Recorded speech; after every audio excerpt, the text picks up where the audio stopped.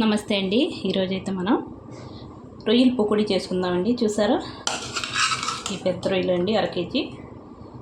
ఇందులో నేను శుభ్రంగా ఈ మధ్యలో ఉంటుంది కదండి పేగు తీసేసి శుభ్రం కడిగేసి వేడి చేసి ఇందులో నీళ్ళు తీస్తానండి. తీస్తేనే బాగుంటాయి రొయ్యలు, అది నీసు వాసన లేకుండా ఉంటాయి. ఒకసారి మీరు ట్రై చేయండి అలాగా. ఇప్పుడైతే ఇందులో మనం ఉప్పు వేసుకుందామండి, రుచికి తగినంత ఉప్పు. మరి ఎక్కువ కూడా పట్టదండి, ఉప్పు అయితే కొద్దిగా వేసుకుంటే సరిపోద్ది. అలాగే ఇందులో మనం పసుపు కూడా వేసుకుందాం, కొద్దిగా పసుపు. అలాగే కారం కొద్దిగా ఎక్కువ తింటే ఎక్కువ, తక్కువ తింటే తక్కువ చూసుకొని వేసుకోండి. రొయ్యలు అయితే కొద్దిగా కదా, ఎక్కువ ఉంటే మనం ఎక్కువ వేసుకొని కలుపుకోవచ్చు బాగాని. అలాగే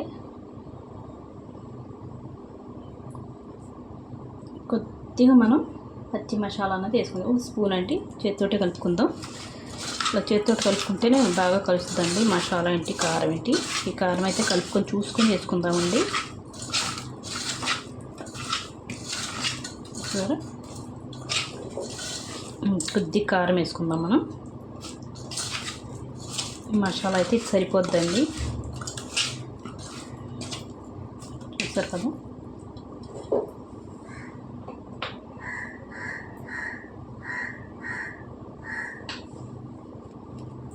ఇలా వేసుకుంటే రొయ్యలంతా పడుతుంది కారం అయితే. ఇది చూడండి, ఇలాగా ఇలా కలిపేసుకున్నాం కదా. మరీ ఎక్కువ కూడా నానవసరం లేదండి పెద్ద రొయ్యలకి. అప్పటికప్పుడు కలుపుకొని అప్పటికప్పుడు వేసేసుకోవచ్చు మనం. ఇందులోకి మనం బియ్యం పిండి వేసుకుందామండి. 1 స్పూన్ వేసుకుందాం, చూసారు కదా స్పూను. అలాగే ఇందులో కార్న్ఫ్లోర్ వేసుకుందామండి. శనగపిండి కూడా వేసుకొని కలుపుకోవచ్చు అండి, మైదా కూడా వేసుకోవచ్చు. 1 స్పూన్ మీద పావు వేసుకున్నాను, చూసుకొని వేసుకుందామండి. కొద్దిగా కదా, మనం ఎక్కువ ఉంటే ఎక్కువ వేసుకొని కలుపుకోవచ్చు.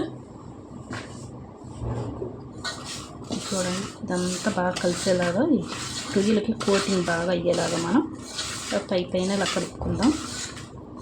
ఎందుకంటే ఈ మసాలా పోడకుండా ఉంటుందండి ఈ రొయ్యల నుంచి. ఇలాగా మొత్తం అంతా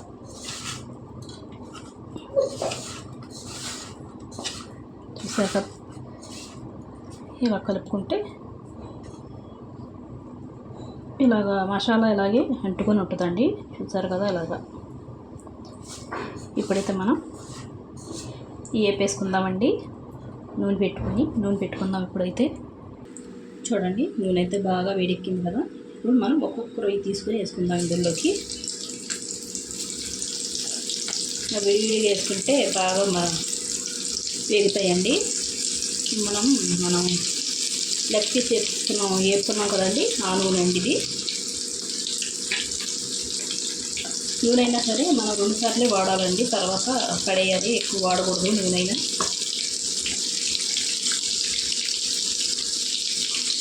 అలా వేసుకొని కొద్దిగా మీడియం సైజులో పెట్టుకొని మనం పొయ్యి స్టవ్ వేసుకోవాలండి, బాగా ఎగుతాయి.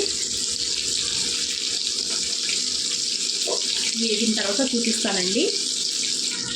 చూడండి, ఒక్క 2-3 నిమిషాలు అయిన తర్వాత అప్పుడు కలుపుకోవాలండి. ఇలాగా కలుపుకుంటే మనం దీనికి అంటుకున్న మసాలా ఏమి ఊడకుండా ఉంటుందండి. చూసారా, కొద్దిగా పెద్ద రొయ్యలు కదా, కొద్దిగా లేట్గా అవుతుందండి ఏగడానికి. అంటే చిన్న రొయ్యలు అయితే తొందరగా ఏగిపోతాయి. ఇది ఏగితేనే టేస్ట్ ఉంటుందండి రొయ్యలు అయితే. ఇంకొద్దిగా ఏగాలి. చూడండి ఎంత బాగా ఏగాయో. ఇలా ఏగితే సరిపోతాయండి. చూడండి, పకోడీ అంతే. ఇలా సింపుల్గా ఇంట్లో చేసేసుకొని తినేయచ్చండి.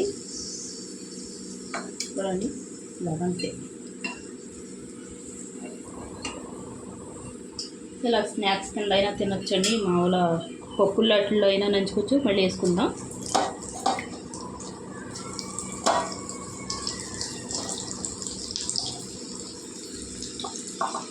ఇవన్నీ వేసేసుకుందామండి.